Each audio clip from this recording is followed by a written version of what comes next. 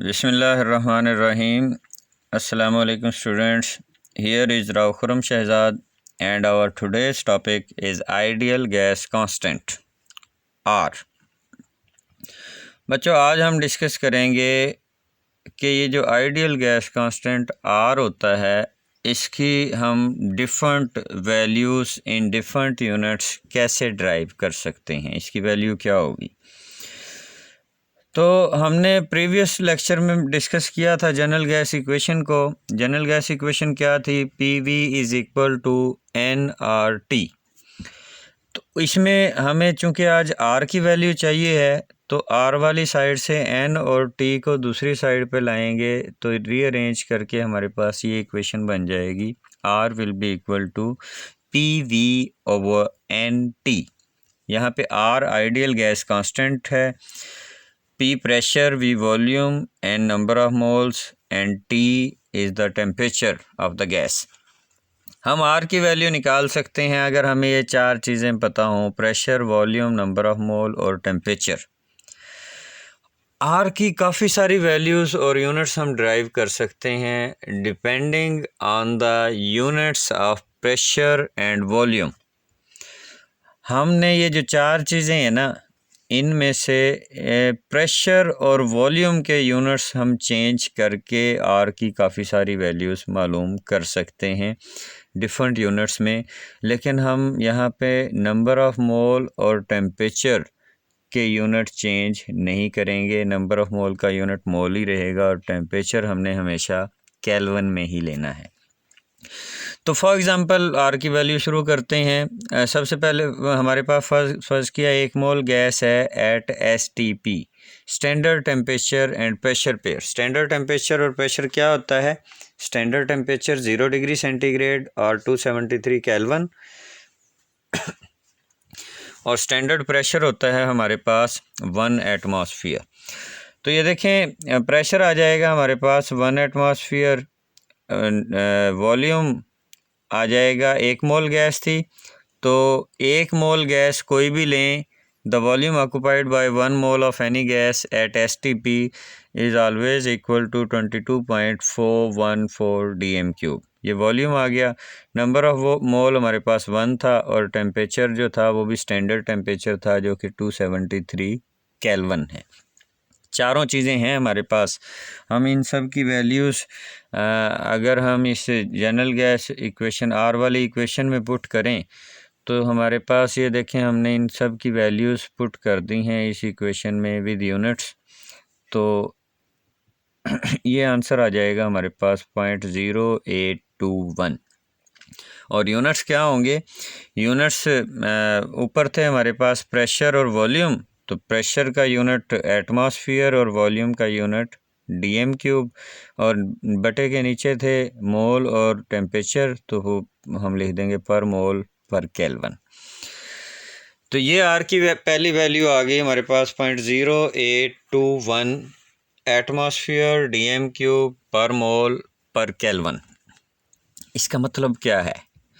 इसकी physical meaning ये है कि R यहाँ पे यूज़ हो रहा है एनर्जी की सेंस में। इसका मतलब ये है कि अगर आपके पास 1 मोल गैस है और आपने उसका टेम्परेचर 1 केल्विन इंक्रीज़ करना है तो आपको 0.0821 एटमॉस्फेयर dm³ एनर्जी देना होगी। तो this is the value of R when pressure is taken in atmosphere and volume is taken in decimeter cube। अच्छा, हम प्रेशर और वॉल्यूम के यूनिट चेंज भी कर सकते हैं। फर्स्ट किया मैं प्रेशर एटमॉस्फेयर की बजाय mm मरकरी में लेना चाहता हूँ, तो फिर क्या करेंगे? फिर हम ये करेंगे कि जो प्रेशर है 1 एटमॉस्फेयर प्रेशर जो है वो बराबर होता है 760 mm मरकरी के। तो फिर हम ये करेंगे इस वैल्यू को मल्टीप्लाई कर देंगे 760 से। 760 से मल्टीप्लाई करेंगे तो ये हमारे पास R की वैल्यू आ जाएगी 62.4। पर अब यूनिट हम एटमॉस्फेयर नहीं लिखेंगे, यहाँ पे अब हमारा यूनिट चेंज हो जाएगा, प्रेशर का यूनिट हो जाएगा mm mercury instead of atmosphere. तो ये हमारी आर की वैल्यू बन जाएगी 62.4 mm mercury decimetre cube per mole पर केल्विन। इसी तरह अगर हम यूनिट फिर चेंज करना चाह रहे हैं, हम प्रेशर का यूनिट mm मरकरी की जगह टॉर लेना चाह रहे हैं, तो बिल्कुल वैसे ही जैसे एक एटमॉस्फेयर बराबर होता है 760 mm मरकरी के, वैसे ही 1 atmosphere is also equal to 760 torr. मतलब 1 mm मरकरी 1 टॉर के बराबर होता है। तो फिर इसी को हम इस तरह से भी लिख सकते हैं कि R will be equal to 62.4 torr DM cube per mole पर केल्विन।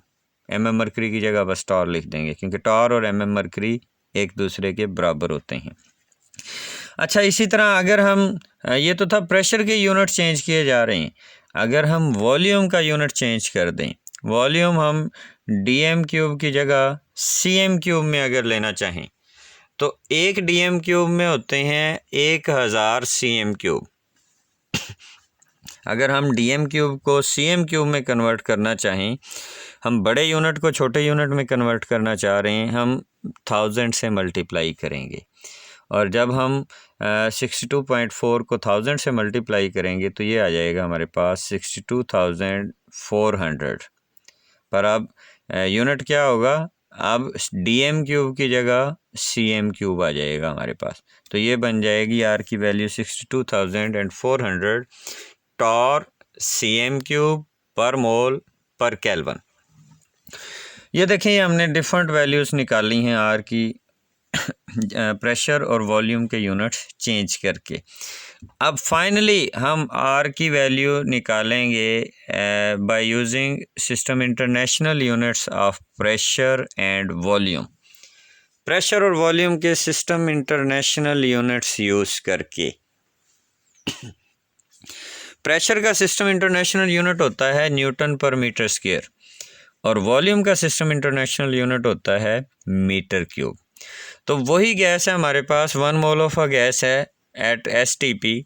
तो अब हम प्रेशर और वॉल्यूम के सिस्टम इंटरनेशनल यूनिट्स लेंगे। तो स्टैंडर्ड प्रेशर हमारे पास था उसी तरह 1 एटमॉस्फेयर, लेकिन अब हमने लेना है न्यूटन पर मीटर स्क्वायर में।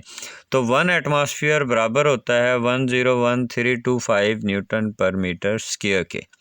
तो ये प्रेशर आ गया हमारे पास। इसी तरह 1 मोल गैस का वॉल्यूम होता है 22.414 डेसीमीटर क्यूब, पर अब हमने डेसीमीटर क्यूब में नहीं लेना, मीटर क्यूब में लेना है। तो 1 मीटर क्यूब में होते हैं 1000 डेसीमीटर क्यूब। तो अब हम अगर DM क्यूब को मीटर क्यूब में कन्वर्ट करना चाहें, तो अब हम छोटे यूनिट से बड़ा यूनिट बनाना चाह रहे हैं, अब हम इसे 1000 से डिवाइड करेंगे। तो इसे 1000 से जब डिवाइड करेंगे 22.414 DM क्यूब को, तो ये आ जाएगा हमारे पास 0.02214 मीटर क्यूब। N उसी तरह 1 मोल रहेगा और टेम्परेचर भी सेम वही 273.16 केल्विन रहेगा। अब ये चारों चीज़ें आ गई हैं हमारे पास, pressure, volume, number of mole और टेम्परेचर।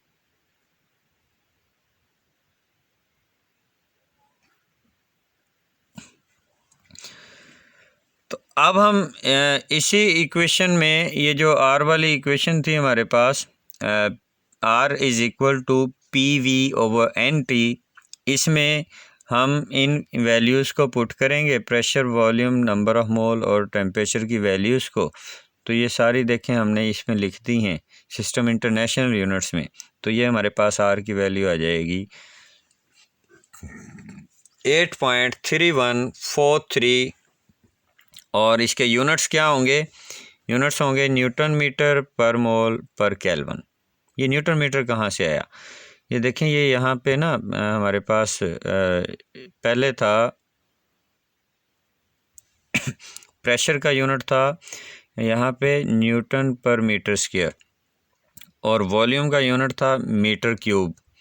तो देखिए न्यूटन पर मीटर स्क्वायर, मीटर की पावर थी -2, और वॉल्यूम वाले में है मीटर की पावर +3। तो +3 -2 ये रह जाएगा +1। तो इसलिए ये बचा हमारे पास न्यूटन मीटर, और बटे के नीचे उसी तरह पर मोल पर केल्विन आ जाएगा। अच्छा, ये जो न्यूटन मीटर होता है ये बराबर होता है 1 जाउल के। तो फिर हम इसको यहाँ पे इस तरह भी लिख सकते हैं, न्यूटन मीटर की जगह जाउल भी लिख सकते हैं। तो R will be equal to 8.3143 joule per mole पर केल्विन। फिज़िकल मीनिंग क्या है इसकी?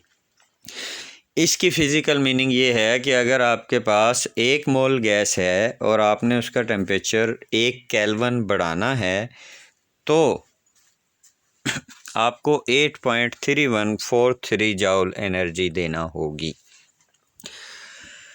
और एनर्जी का एक और यूनिट भी आप जानते हैं, कैलोरी भी यूज़ होता है जो कि जाउल से बड़ा यूनिट है। 1 कैलोरी बराबर होती है 4.18 जाउल के। तो अगर हम यहाँ पे R की वैल्यू में जाउल की जगह कैलोरी यूज़ करना चाहें तो फिर हम ये करेंगे, ये जो R की वैल्यू आई थी 8.3143, इसको डिवाइड कर देंगे 4.18 से। तो इसे डिवाइड करेंगे तो ये हमारे पास R की फ़ाइनल वैल्यू आ जाएगी 1.987 कैलोरी पर मोल पर केल्विन।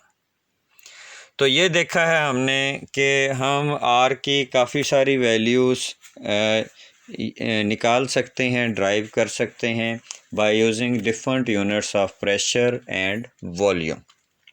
तो that's all as far as our today's lecture is concerned. अपना ख्याल रखिएगा। अल्लाह निगहबान।